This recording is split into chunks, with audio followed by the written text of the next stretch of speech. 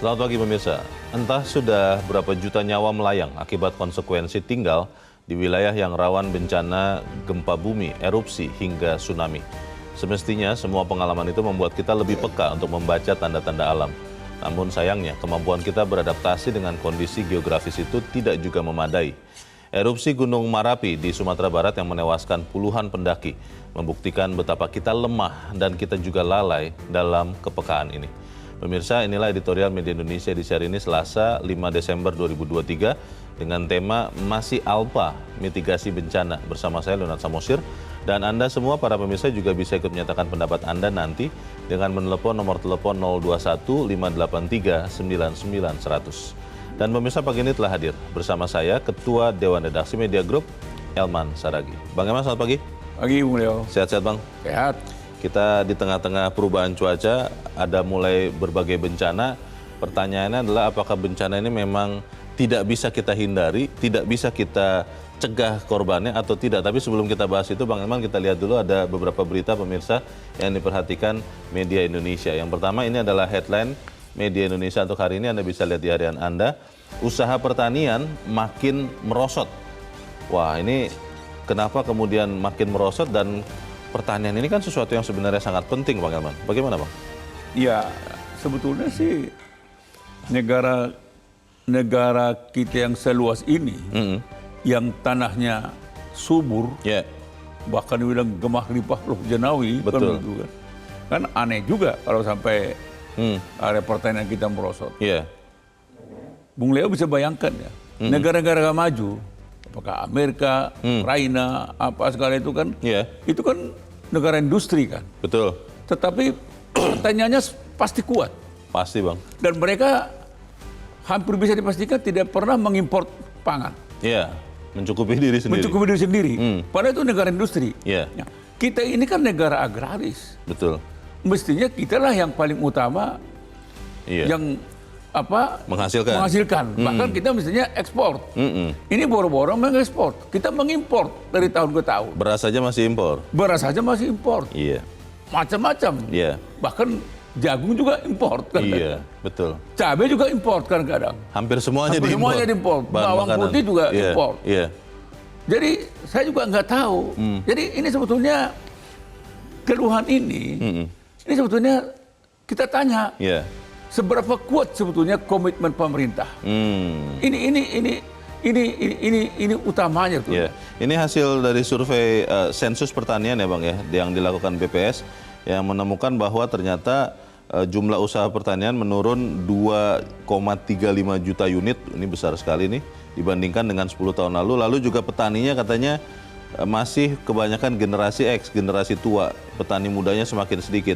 Ini artinya memang pertanian ini menjadi semakin tidak menarik. Ya karena tidak makin menarik ya orang-orang muda pasti ke kota. Iya. Kalau misalnya soal tanah pertanian, kalau kita lihat misalnya, saya tahun-tahun 70-an, kali pertama saya di Jawa ini, saya masih lihat dari Jakarta saya sampai ke Semarang, itu area persawahan kiri kanan itu sawah ya. Waduh, sekarang coba lihat, jadi industri. Jadi berubah, kan untuk membangun sawah itu tidak mudah, Leo.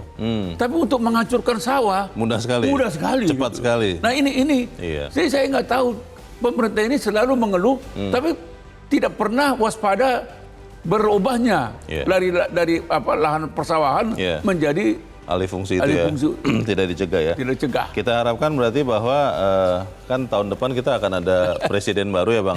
Ada pemerintah baru, Bang. Kalau hanya cuap-cuap aja, nanti ada menteri pertaniannya begini terus. Faktanya apa gitu. Oke. Kita harapkan bahwa pertanian bisa ditingkatkan siapapun presiden baru, siapapun pemerintah baru, ya Bang ya. Mudah-mudahan. Tapi jangan terlalu berharap. Oke. Kita tinggalkan berita itu, kita ke berita selanjutnya di halaman 2, pemirsa. Di halaman dalam di harian Anda. Publik anggap penguasa bisa jegal kasus. Wah, ini apalagi ceritanya nih, Bang? Bagaimana, Bang Elman? Ya, memang jujur aja, Leo. Kan. Sebetulnya kan pernyataan seperti ini kan sudah lama sebetulnya sudah menjadi rahasia umum. Tapi orang nggak berani ngomong kan. Rahasia atau pengetahuan umum, Bang? Pengetahuan umum Kalau aja. rahasia kan biasanya diam-diam gitu kan. Iya, iya, pengetahuan umum tapi tidak diungkapkan. Pengetahuan umum, jadi Bang Elman tahu, saya tahu, tapi kita kalau mau ngomong harus diam-diam begitu ya? Diam gitu. Iya. Senyap gitu kan. Iya, Nah, iya. jadi kalau kasus ini sebenarnya kan bermula dari wawancara Agus Raharjo. mantan Ketua KPK. Agus Raharjo kan. Jadi pernyataan itu kan seperti petir di siang bolong kan. Iya. Oh, ternyata presiden pernah mau mengintervensi soal KTP katanya kan. Iya. Ini kan pernyataannya Agus Raharjo. Agus kan? Raharjo. Nah, ternyata Dibantah katanya, Bang. dibantah oleh istana. Iya. Bahkan presiden juga membantah. Tidak ada kok pertemuan itu. Nah, saran saya Iya. daripada bantah-membantah, ada baiknya DPR panggil tuh Agus Raharjo. Oh. Komisi 3. Untuk klarifikasi. Klarifikasi. Benar nggak? Jadi supaya kita tahu siapa yang berbohong. Iya, iya. Jadi kita juga jangan menganggap presiden berbohong. Kita jangan menganggap istana berbohong. Oh, iya. Tapi kita juga nggak boleh juga kita anggap Agus Raharjo berbohong. Nah ini penting ini. Iya. Jadi nanti karena juga belakangan ini kan banyak orang yang ngomong. Saya sering lihat Leo. Iya, Bang. Hari ini ngomong A, pagi ngomong A, besok ngomong B. Itu Leo. Itu saya, Bang. Leo, Iya. saya juga begitu, bukan yang lain. Oke. Nah, jadi ini yang membuat orang tidak mudah percaya Iya. bahwa itu tidak ada. Oh. Tapi kita juga nggak boleh mengatakan Agus Raharjo itu benar. Betul. Tapi nggak boleh kita anggap Agus Raharjo nggak benar. Iya, harus dibuktikan. Harus dibuktikan. Atau jalan cepat. Kalau memang mau presiden polisikan itu Agus Raharjo. Oh. Wah, itu jauh lebih bagus, Leo. Karena kalau memang bohong kan berarti salah. Kalau salah kita harus lawan secara Jadi hukum. masing-masing bawa saksi. Oke. Agus Raharjo kan punya saksi juga. Iya, iya. Ya, karena dia udah pernah ngomong sama komisioner KPK. Iya. Sepulang dari situ. Betul. Atau beberapa waktu setelah itu. Iya. Nah, kita nggak tahu. Jadi kalau saya sarankan presiden atau istana polisikan itu Agus Raharjo. Iya. Wah. Supaya terang benderang ya. Wah, itu rakyat juga enak. Iya. Nah, akan kelihatan siapa yang bohong. Sehingga kita bisa tahu apakah benar bahwa anggapan publik penguasa bisa jegal kasus itu benar apa tidak begitu ini ya? dahsyat nih. Kalau sempat penguasa dianggap sering menjegal kasus. Iya. Waduh, Bahaya. bahaya nih Leo. Bahaya, Bahaya. Kita undang aja dulu penegak hukum dari asing dulu. Seperti yang sini kita. Oke, seperti yang sering kita suarakan di sini ya. Baik, kita harapkan ini kemudian dibuktikan benar-benar bahwa memang penguasa tidak menjegal kasus. Karena kalau sudah suka menjegal kasus, kita bukan negara hukum lagi ya Bang ya. Kita negara kekuasaan jatuhnya. Negara barbar. Negara barbar. Jangan sampai seperti itu. Kita ke berita selanjutnya di halaman 3 pemirsa. Di kolom pemilu 2024 ini sudah kesekian kalinya diminta tapi kembali dinyatakan Bang Elman, KPU diminta netral. Nah ini bisa apa tidak nih KPU netral, senetral-netralnya Bang? Itu yang mulai diragukan gitu ya. Dipertanyakan orang. Pertanyakan orang. Jadi ini kan sebetulnya kan contoh yang terakhir lah. Iya. Soal debat Cawapres kan. Kan undang-undangnya kan sudah memutuskan kan. Iya. Dialog itu 3 kali Capres, 3 kali Capres, debat 2 kali Cawapres. Iya. Dan masing-masing. Betul. Nah, Walaupun tidak ditulis masing-masing Bang. loh, tapi kan kalau disebutkan debat Capres, Iya. Cawapres kan itu kan bisa dipahami. Oh. Maksudnya 3 kali Capres, Calon presidennya, calon presidennya, Cawapres tidak ikut. 2 kali Cawapres. Cawapresnya saja, Capres tidak ikut. Boleh hadir. Ya, tapi tidak ikut debat. Tidak ikut debat, tidak ikut mendampingi berdiri di situ. Tidak ada di panggung. Tidak di panggung. Hadir. Itu pengertiannya begitu. Ya iya dong. Lah kan yang mengatakan bahwa tidak begitu kan ini artinya tafsirnya beda juga Bang. Ya kan kalau pemahaman kita undang, makanya disebutkan 3 kali untuk calon presiden, Iya. 2 kali untuk calon wakil presiden. Sebenarnya artinya sudah jelas. Sudah jelas kalau memang bisa debat capres, cawapres 5 kali. Kan selesai begitu kan? Pengertian bahasa Indonesianya begitu ya. Kalau disebutkan 5 kali, Iya. berarti kelima kalinya dua-duanya saling berdampingan. Atau dalam kurung cawapres berdiri saja tidak ikut menjawab, tapi boleh berdiri di panggung dalam kurung Bukan kalau tutup. saya mau pengertiannya hadir bersama-sama, 5 kali dong disebutkan. Tapi kalau disebutkan 3 kali calon presiden, 2 kali calon presiden, berarti ketika calon presiden, wakil presidennya ada, tapi duduk di sana gitu. Pengertian bahasa Indonesia kelihatannya harus dipertegas itu, Bang. Nanti kita tanya ke ahli bahasa. Jadi harapan saya KPU tetap aja konsisten terhadap undang-undang. Ikuti saja undang-undangnya. Nggak usah melebar-lebar ke sana kemari. Oke. Jadi harapan saya kembalilah ke undang-undang supaya KPU tidak dituduh netral. Baik, tidak netral. Tidak dituduh tidak netral. Tidak dituduh tidak netral. Bahasa Indonesia harus jelas nih, Pak. Supaya tidak multitafsir juga. Karena mereka juga nggak paham bahasa Indonesia juga. Oke lah, karena kita juga tidak begitu paham bahasa Indonesia, kita tinggalkan dulu berita itu, kita langsung ke editorial pemirsa. Pada hari ini diberi judul Masih Alpa Mitigasi Bencana. Ini untuk kesekian kalinya, Bang, kita bicara soal bencana dan kita, maksudnya bangsa Indonesia masih terus saja mengalami akibat terburuk dari bencana. Lalu pertanyaannya, apakah memang kita punya mitigasi, mau taat kepada mitigasinya, atau memang ya sudah, kalau tidak ada korban ya sudah santai saja? Bagaimana, Bang? Jadi tadi politik, ini bencana bukan? Betul. Di sana juga buruk, ini juga buruk nih. Itu dia. Jadi memang jujur aja ya, erupsi Gunung Merapi ini betul-betul memperhatinkan kita juga, memperhatinkan kita semua lah. Pertanyaan kita, apakah tidak ada peringatan?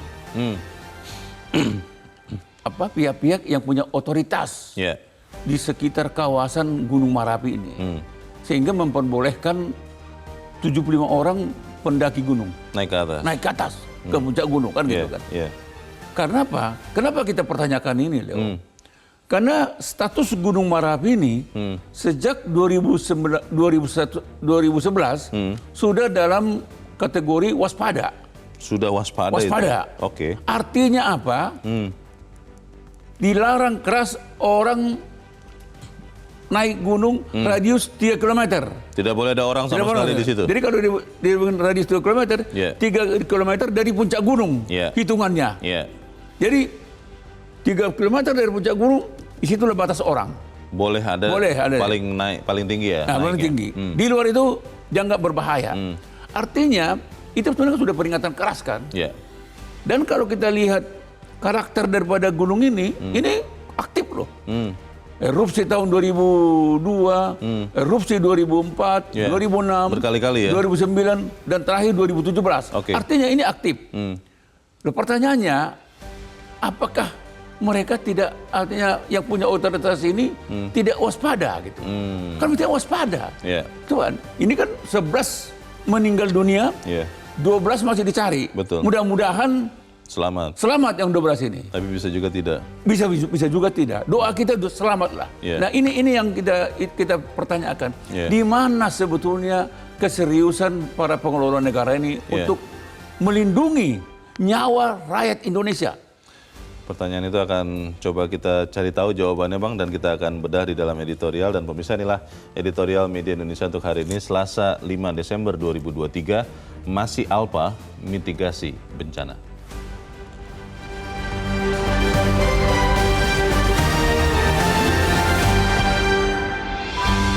Masih Alpa Mitigasi Bencana.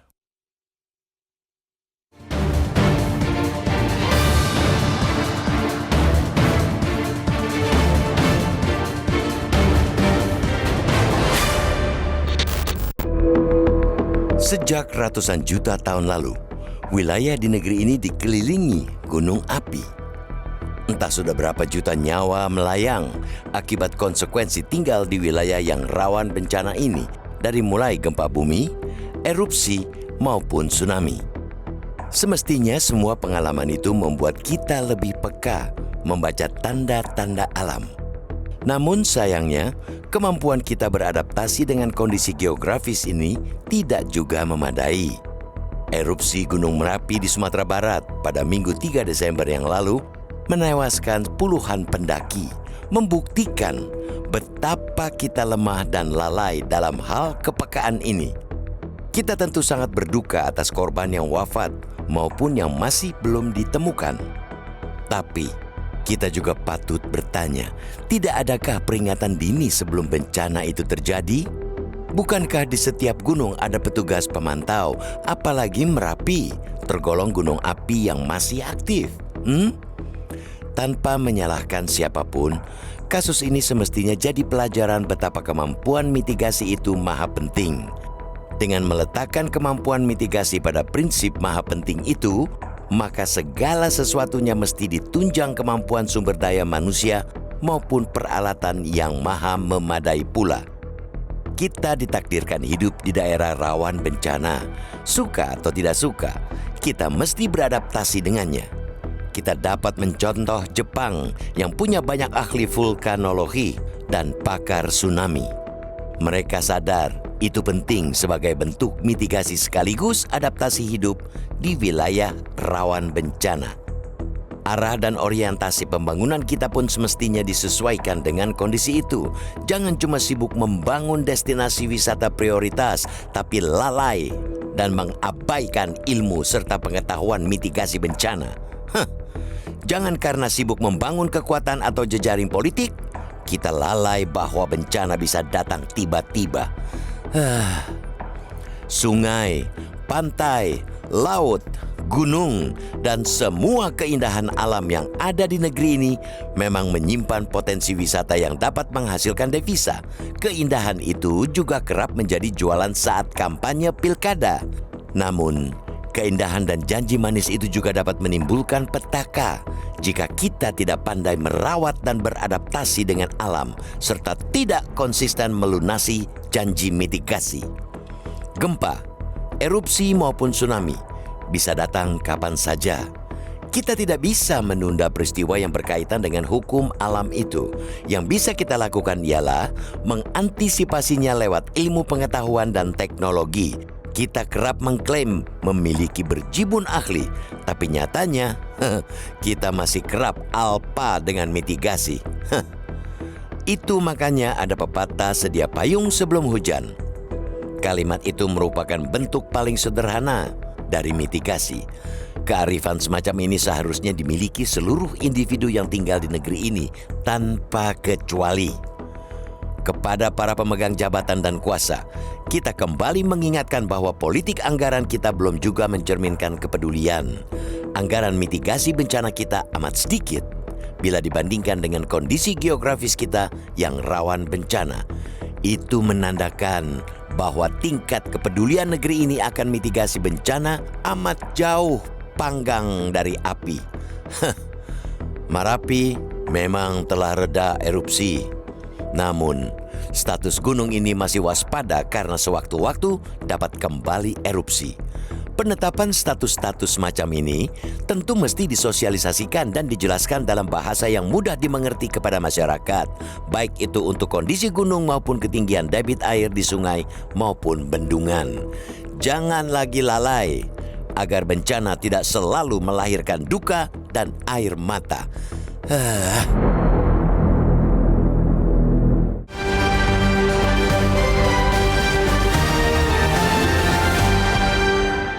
Di bagian berikut Anda bisa ikut menyatakan pendapat Anda terkait editorial pagi ini. Pemirsa, untuk saat ini tetaplah bersama kami.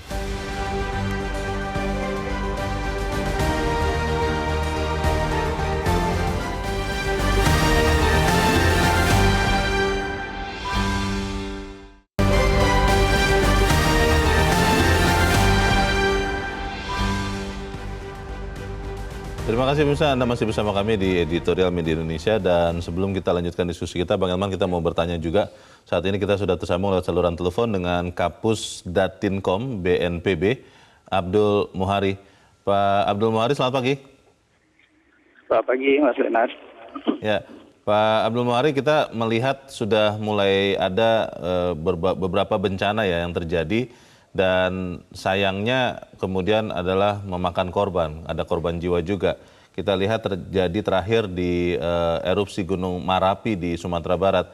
Pertanyaan besarnya adalah Pak Abdul Muhari, apakah memang daerah-daerah yang rawan bencana, apapun bentuk kerawanannya, itu tahu persis apa yang mereka hadapi, dan itu sampai ke rakyat yang di lapisan terbawah atau tidak sebetulnya, Pak Muhari? Ya, ada satu hal yang perlu kita pahami, Mas Leonard, bahwa kalau kita bicara bencana, sekali dia terjadi di masa lalu, pasti dia terjadi di masa depan. Tetapi periode ulangnya itu berbeda-beda. Kalau kita bicara bencana hidrometeorologi basah, yang saat ini kita mulai banyak kita alami, itu periode ulangnya lebih singkat. Biasanya tahunan. Banjir kalau terjadi tahun lalu, kalau tidak ada perubahan signifikan dalam hal tata guna lahan, perubahan daya dukung daya tampung lingkungan, perubahan ekosistem, pasti dia akan terjadi lagi di tahun ini. Jadi kalau pertanyaannya, apakah pemerintah pasti tahu? Dari historis kejadian itu saja, itu perulangnya sudah sangat sering. Jadi Nah, maksudnya yang pasti kita tahu ya, lakukan- Pak Aem ya? Pasti tahu, pasti tahu. Oke. Pak, tapi kenapa kemudian terjadi lagi, Pak? Ada korban jiwa bahkan sampai jatuh.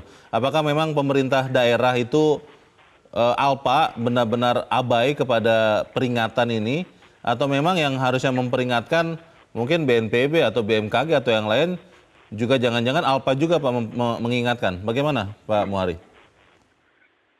Kalau untuk hal peringatan dini, perakiraan cuaca, dinamika perubahan cuaca dari hari ke hari, minggu ke minggu, itu selalu ada. Kita juga pasti menerima ya dari BMKG dan BNPB. Peringatan dini BMKG pun langsung ada alat penerimanya di tiap-tiap BPBD di daerah. Tetapi kalau kita bicara kenapa masih ada korban, kuncinya itu kesiapsiagaan dan mitigasinya dilakukan atau tidak. Nah, dalam konteks ini, ada regulasi yang harus kita pahami, yaitu Permendagri 101 tahun 2018 tentang standar pelayanan minimum di daerah. Standar pelayanan minimum di daerah itu termasuk salah satunya adalah penanggulangan bencana.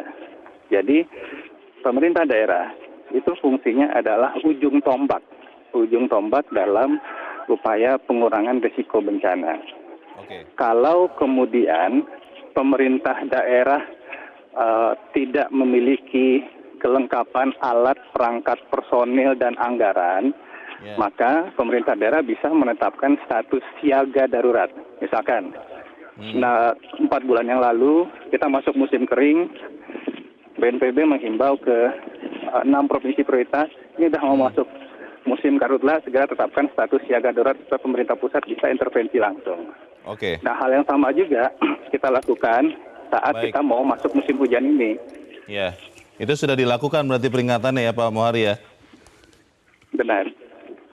Pak, pertanyaannya Pak, ini pertanyaan mendasar. Mungkin orang-orang juga jangan-jangan sudah tahu jawabannya. Berarti apakah memang artinya pemerintah daerah yang ada bencana terjadi di wilayahnya memang abai, Pak? Ya, ini terkadang kita harus melihat secara gambar besarnya ya, Mas Leonard. Karena dengan pergantian pimpinan daerah yang cukup dinamis, apakah pimpinan daerah mengetahui secara persis potensi risiko di daerahnya, itu pertanyaan besar yang pertama.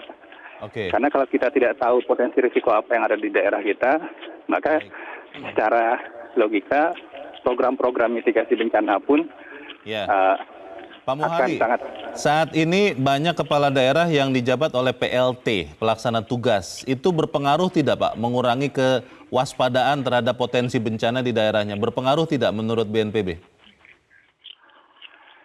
Tentu saja berpengaruh, tetapi salah satu upaya yang kita lakukan adalah dalam setiap pergantian musim yang berpotensi membawa perubahan karakteristik bencana, BNPB itu melakukan koordinasi dengan seluruh BPBD untuk mewarning bahwa di daerahmu ini ada potensi ini, kamu harus lakukan ini. Itu yang kita lakukan setiap awal pergantian musim.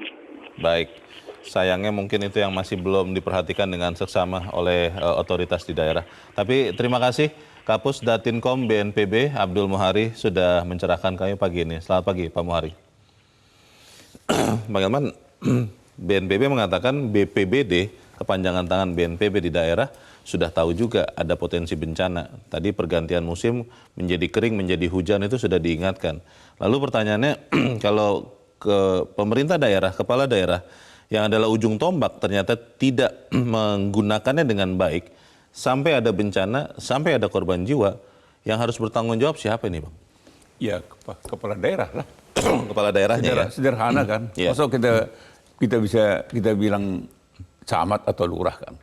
Yang bertanggung jawab situ siapa? Bupati kah? Yeah. Gubernur kah? Wali kota kah? Gitu kan.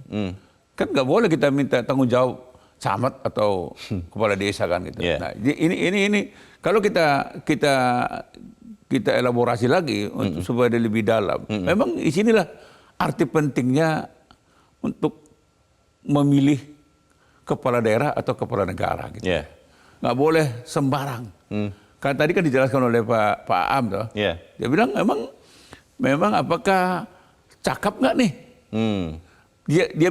Dia paham nggak nih Potensi bencana potensi bencana ini di daerahnya. Jangan-jangan dia hanya mampu untuk gagah-gagahan aja kan. Tapi dia sebenarnya tidak tahu misalnya karakter dari Daerahnya. Gunung Marapi ini misalnya. Ya kan? Iya. Jadi dia hanya dilihat cakep dari luar, cakep menjadi pejabat kepala daerah gitu kan. Tapi ternyata dia nggak cakep sebetulnya memitigasi apa yang sesungguhnya bencana-bencana apa yang bakal Terjadi di daerah ini. Jadi ini kan ini juga berlaku secara nasional.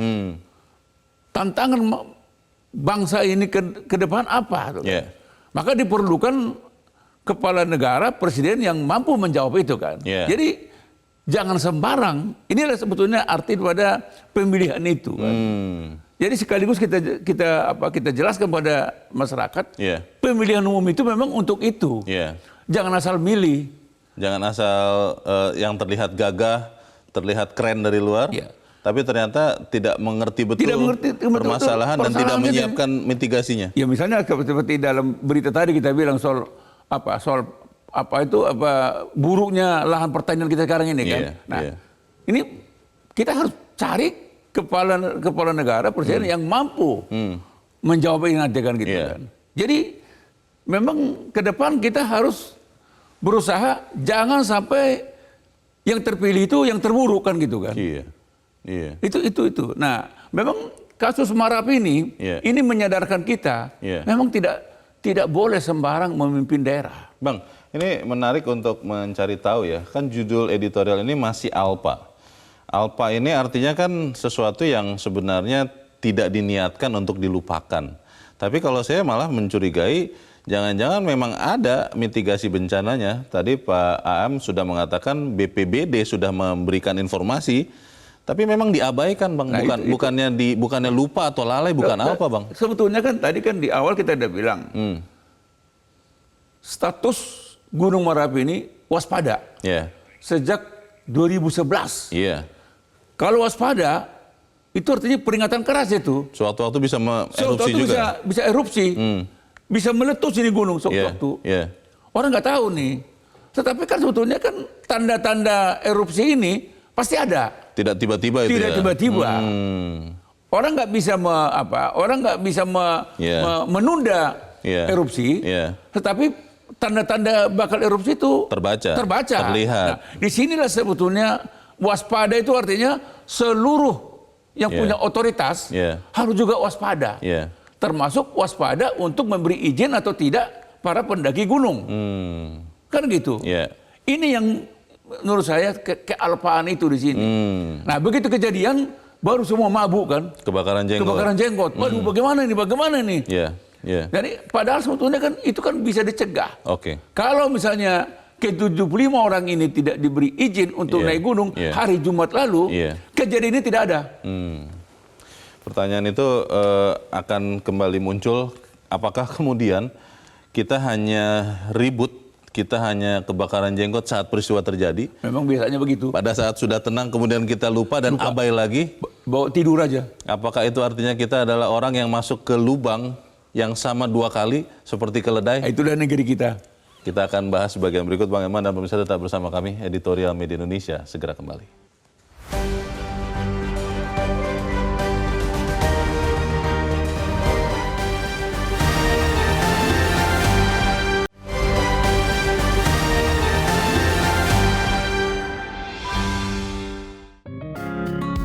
Indonesia mengajak Anda untuk mengakses fitur premium e-paper. Dengan sajian konten berbasis intelektual dan meneguhkan kebangsaan, Media Indonesia tampil dengan lebih dinamis melalui e-paper Media Indonesia yang dapat Anda akses kapan saja, di mana saja. Caranya mudah, download aplikasi Media Indonesia di Android atau ketik link epaper.mediaindonesia.com atau bisa scan QR code pada layar kaca Anda. Klik tab e-paper di bagian samping layar tablet Anda, daftarkan data diri, serta pilih paket berlangganan e-paper Media Indonesia sesuai dengan kebutuhan Anda. Nikmati juga bonus spesial tambahan 4 halaman rubrik fokus setiap hari. Semua bisa Anda dapatkan hanya di e-paper Media Indonesia. Untuk informasi lebih lanjut, hubungi customer service di nomor 0811 1201 2018 atau kunjungi media sosial @mediaindonesia. Media Indonesia, referensi bangsa.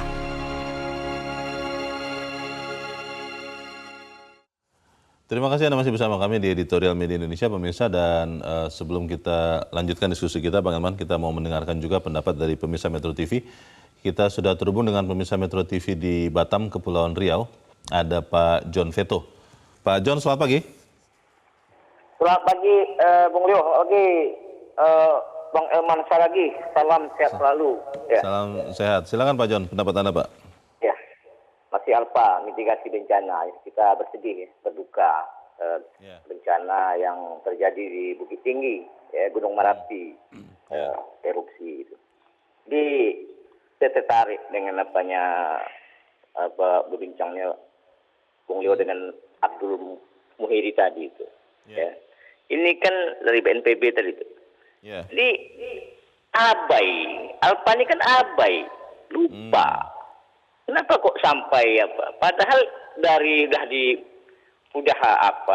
gunung ini dah dikatakan ada tanda-tandanya. Dari 2017 itu sebenarnya sudah tidak boleh lagi sebenarnya. Boleh tapi tidak sampai ke puncak gitu kan. Jadi ini lagi masyarakat kita ini itu dah mulai tuh hari Jumat, hari Sabtu biasanya mulai itu sibuk tuh dari arah Padang Panjang itu, perempatan Padang Panjang Bukit Tinggi itu berbondong-bondong mau naik ke gunung itu ke puncak itu. Pak John, Baik Pak John, kalau menurut Anda untuk mencegah kejadian serupa, kita lokalisir lah di Marapi ya. Apakah memang otoritas setempat, BKSDA mungkin atau yang lain, itu harus lebih keras lagi? Atau seperti apa menurut Anda supaya tidak ada lagi pendaki-pendaki yang naik masuk ke daerah-daerah terlarang, Pak? Ya lebih keras, Bung Leo. Kan ini nyawa, Bung Leo. Lagi ya, harus lebih tegas. Gunung ini gunung Merapi ini tiap pagi dia batuk kalau istilah kami sana, Bung Leo. Kalau dapat dia nyemburkan. Apanya? Kadang-kadang batuk itu agak menghitam dia punya apa. Jadi ini harus tegas. Apa berdaya lah, Mak. Dengan Karang Taruna aja menjaga apa ke atas itu bisa itu. Oke. Jadi ini terima kasih Pak John Pak. Veto di Batam, Kepulauan Riau untuk pendapat Anda. Selamat pagi, Pak. Harus lebih tegas katanya Bang Elman. Kita akan mendengar juga pendapat pemirsa Metro TV berikut dari Kalimantan Utara. Ada Pak Yunus Luat. Pak Yunus, selamat pagi. Selamat pagi, salam sejahtera untuk seluruh warga NKRI tercinta, Pak Leo dan yang siap. Jadi ya, silakan Pak, singkat padat saja ya Pak, silakan. Kecolongan lagi kita untuk mitigasi. Kenapa lemah sistem kita? Pertama, saya tidak bermaksud mempersalahkan kondisi kan ini sudah terjadi. Dan saya atas nama pribadi keluarga dan seluruh keluarga besar di Kalimantan Utara, di pelosok dekat Malaysia, menyampaikan turut berduka cita belasungkawa atas terpanggilnya 10 orang pendaki gunung. Nah, untuk itu kepada petugas, diperkuatlah mitigasi. Jangan sampai ada terjadi berulang-ulang. Kita memang dengan iman mengatakan bahwa ini panggilan Tuhan dengan cara demikian. Tetapi ini kita hidup di dunia harus ada hikmat, ada akal kita. Buatlah mitigasi yang bagus. Dengan cara bagaimana mempersiapkan alat-alat. Nah, kalau kita kurang dengan alat, mohon supaya anggaran-anggaran yang dikorupsi oleh oknum-oknum tertentu itu dikembalikan ke kas negara dan bisa dibelikan alat untuk pengamanan lebih baik warga masyarakat kita yang selamat, aman, damai supaya tidak ada kejadian yang lain. Kemudian pesan terakhir, semoga di dalam pemilu ini kita aman, damai, bersukacita. Saudara kita semua. Amin. Baik. Terima kasih Pak Yunus Luat di Kalimantan Utara untuk pendapat Anda Pak. Selamat pagi.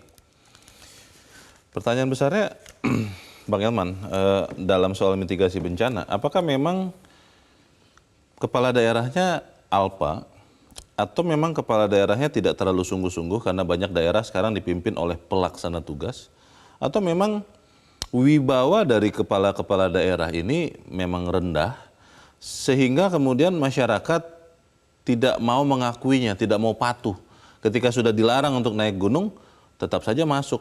Atau ada oknum yang memungkinkan hal itu terjadi yang sebenarnya tidak boleh karena ada dalam tanda petik pembicaraan adat begitu Bang, mungkin ada sesuatu di bawah tangan, terjadi juga. Yang mana Bang? Ya sebetulnya kan kalau kita kembali kepada apa yang dikatakan Pak Aam tadi, Ya. ini kan itulah arti pentingnya kepala daerah.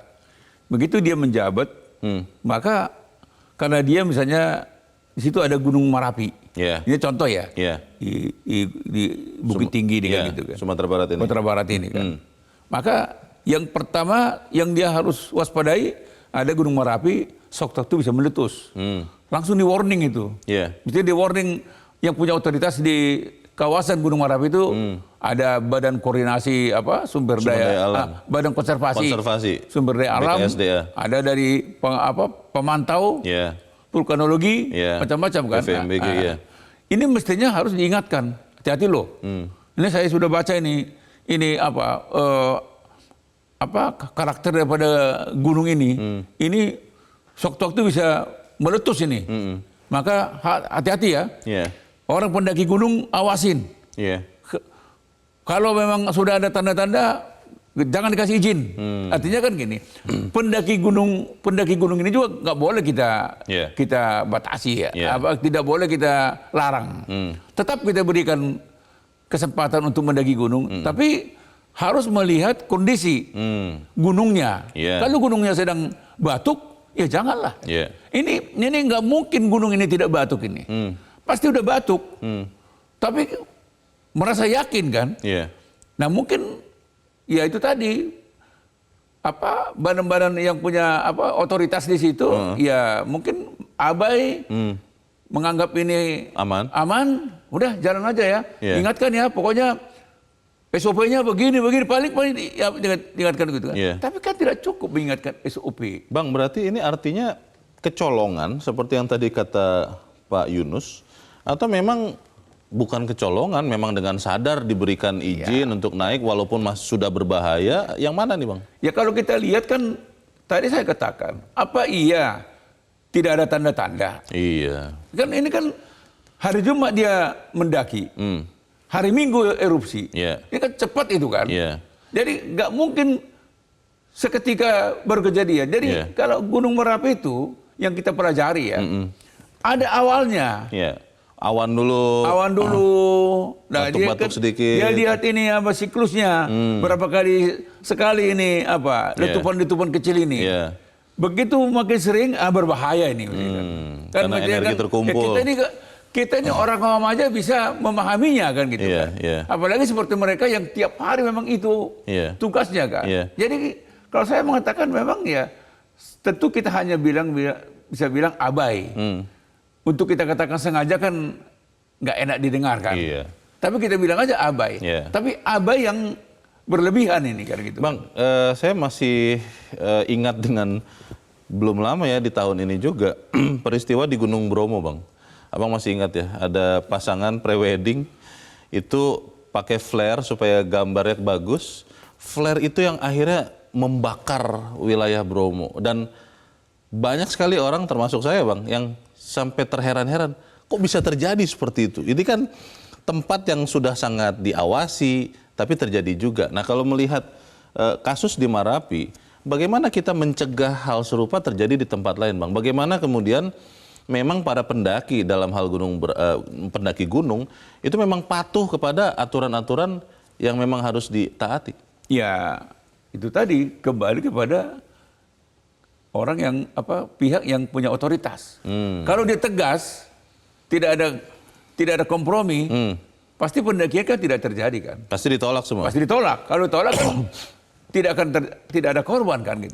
Jadi akhirnya kalau kita mau katakan singkatnya, ketegasan para pengawas, ketegasan para yang memberikan otoritas. Sama dengan misalnya kalau kita lebarkan sedikit kasus di Humbang Hasundutan Sumatera Utara, kan? Itu juga menyedihkan kan. Artinya itu kan berarti kan di hulunya perusakan lingkungan itu udah sangat masif berarti kan. Dan kerusakan itu tidak terjadi dalam satu pekan, tidak satu mungkin bulan, satu pekan, satu hari, bertahun-tahun bahkan puluhan tahun. Tapi karena tidak pernah ada efek sampingnya yang merusak, tenang-tenang saja bang. Pengerusakan jalan terus. Nah sekarang baru kejadian kan. Jadi ini kayak Humbang Hasundutan itu sudah kejadian puluh tahun yang lalu. Terus akhirnya terlihatlah ternyata sudah gundul barang itu katanya. Tidak ada lagi penyanggahnya. Tidak ada penahan-penahannya. Nah, jadi air hujan langsung turun. Yang turun dari langit langsung bus ke danau. Akhirnya ya begitu. Jadi ini lagi-lagi sebetulnya kuncinya di kepala daerah. Kalau kepala daerah itu mau mengayomi, menjaga rakyatnya, maka lingkungan hidup yang ada di sekitarnya harus betul-betul dijaga. Menarik karena kita di tahun menjelang pilkada juga bang. Apakah pemikiran seperti ini juga dipikirkan oleh rakyat? Apakah rakyat Indonesia hanya suka dengan yang gimmick-gimmick, tidak suka yang serius-serius seperti ini, yang terlihat menarik tanpa tahu isinya? Kita akan jeda dahulu. Saya kalau dengar kau itu langsung. Kita jeda dahulu Bang Eman dan pemirsa tetap bersama kami. Editorial Media Indonesia segera kembali.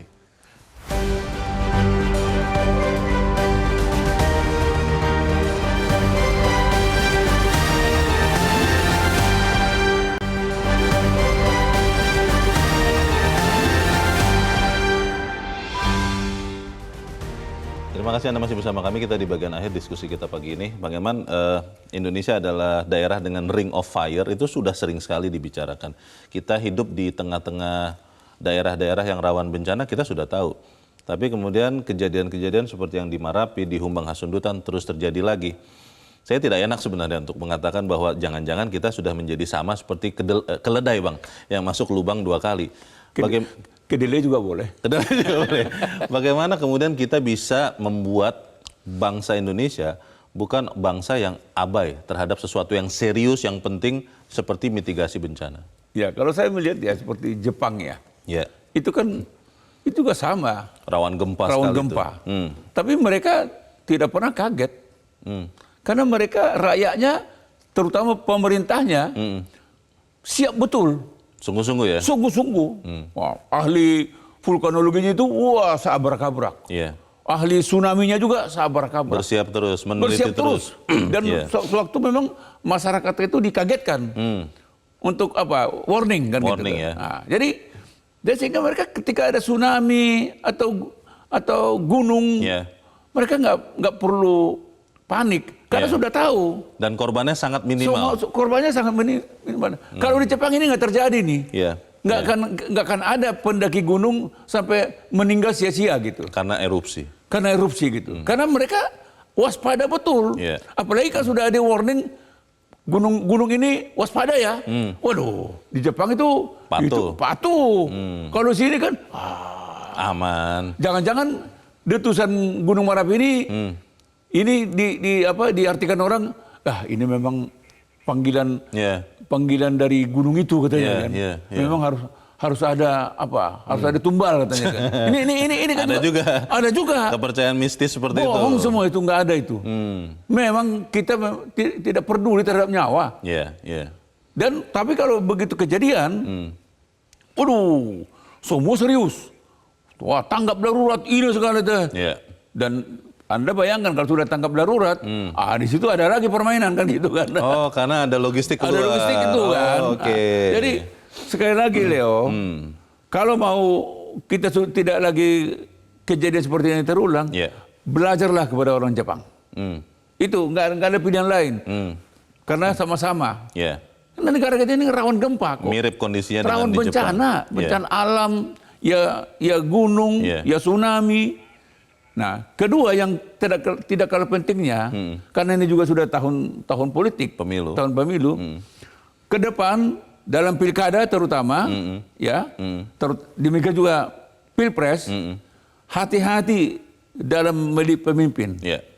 Pilihlah pemimpin yang paham tentang masalah di negeri ini. Yeah. Pilihlah kepala daerah yang memahami tentang karakteristik daerah yang akan dia pimpin. Seperti misalnya kalau ada Gunung Merapi, daerah ini juga sering ancaman tsunami. Yeah. Sini memang sering bahaya kelaparan, misalnya di Papua sana. Yeah. Jadi ini penting. Penting yang paham atau penting yang terlihat gagah, yang terlihat segar, yang terlihat muda? Ya. Paham dan bisa bertindak. Oh. Jangan hanya karena banyak gimmick. Nah, itu mungkin dia nggak paham itu. Itu hanya untuk mengalihkan, hanya jangan mengalihkan. begitu. Nah, jadi betul-betul pilihlah kepala daerah yang betul-betul memahami dan bekerja. Yeah. Pilihlah calon pemimpin, calon presiden yang betul-betul mau kerja dan memahami masalah yang ada di daerahnya. Jangan sampai nanti ke depan kita juga masalah pangan, import beras lagi. Menyesal ya kita. Menyesal mengimpor cabai, mengimpor bawang, bahkan peniti pun kita impor kan gitu. Cangkul pun kita impor. Sepatu juga. Sepatu pun kita impor. Apa yang tidak kita impor di Republik ini? Baik. Tapi kita gagah. Wah, negara kita negara maju. Oke. Waduh. Kita harap kita sama-sama mengambil peran supaya kita tidak alpa memitigasi bencana. Bang Elman Saragih, terima kasih sudah hadir tempat ini. Selamat pagi, Bang. Pemirsa, arah dan orientasi pembangunan kita seharusnya disesuaikan dengan kondisi alam kita. Jangan cuma sibuk membangun destinasi wisata prioritas, tapi kemudian lalai dan mengabaikan ilmu dan pengetahuan mitigasi bencana. Jangan karena sibuk membangun kekuatan atau jejaring politik, kita lalai bahwa bencana bisa datang tiba-tiba. Jangan lagi lalai agar bencana tidak selalu melahirkan duka dan air mata.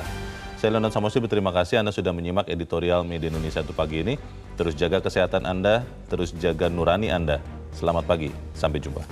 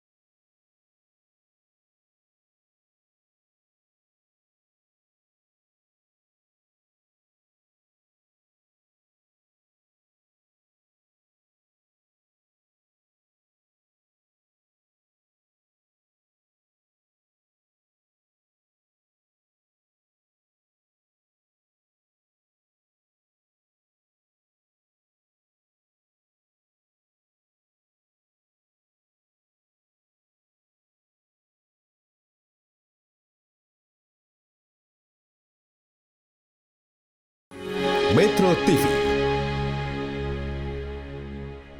Jelajahi cara baru mendapatkan informasi. Download Metro TV Extend sekarang.